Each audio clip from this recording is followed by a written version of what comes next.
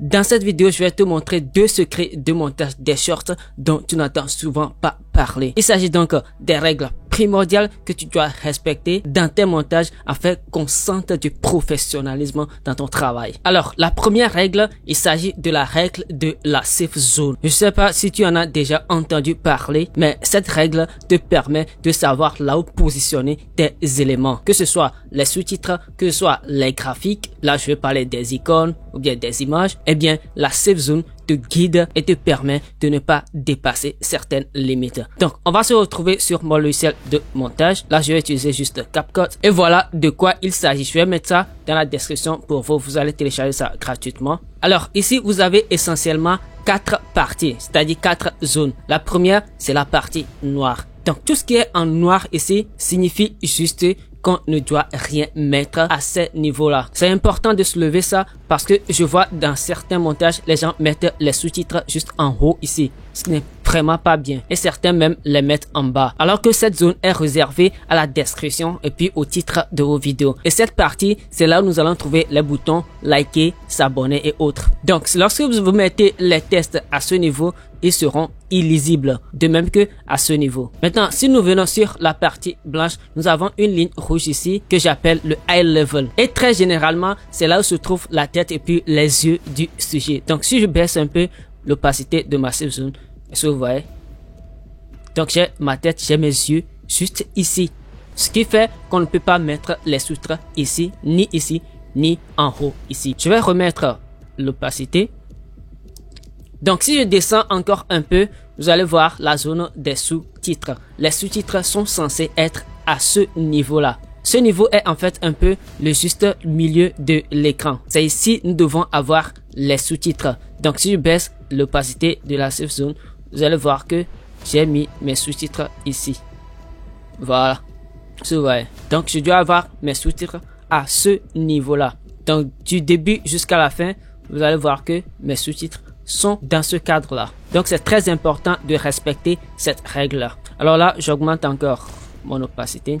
Et la troisième zone, c'est la zone des graphiques. Si vous voulez incruster des icônes, des graphiques, c'est à ce niveau, il faut les mettre. Et pour vous orienter, je vous conseille d'utiliser la safe zone là, comme je l'ai fait ici, et puis de baisser l'opacité. Là, ça vous permet de vérifier que vous n'êtes pas en train de commettre des erreurs. Et si vous allez bien voir mon icône, c'est vraiment très bien disposé. Donc, j'espère que vous avez vraiment compris ça et que vous allez le mettre en application. Donc, vous allez télécharger la safe zone dans la description de cette vidéo. C'est gratuit. Et profitez également de me laisser un gros j'aime.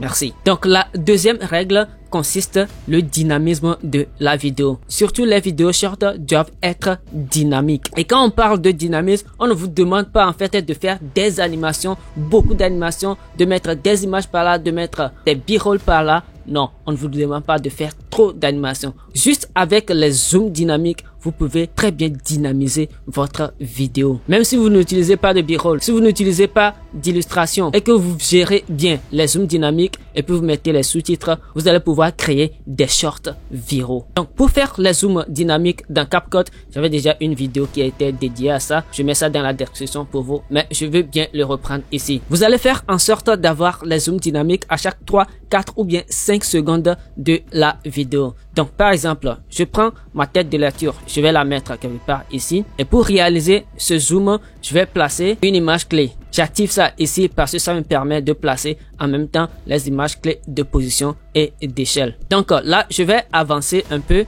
dans le temps. J'avance de 3 ou 4 frames, c'est déjà bon. Donc, ça fait 1, 2, 3, 4 frames. Donc là, je vais augmenter la valeur de l'échelle. Donc, je vais diminuer un peu la valeur de la position verticale.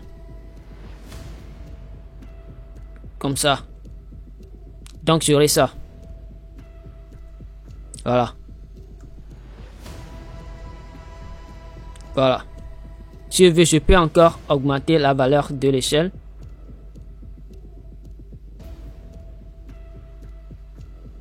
Voilà. Voilà. Voilà.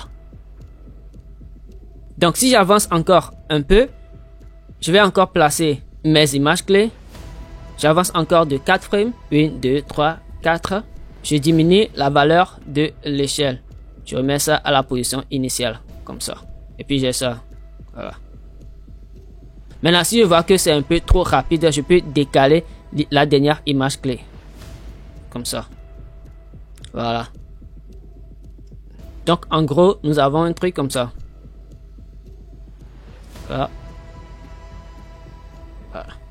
Voilà, super. C'est en fait tout ce qui rend vos vidéos dynamiques, surtout lorsqu'on parle des vidéos short.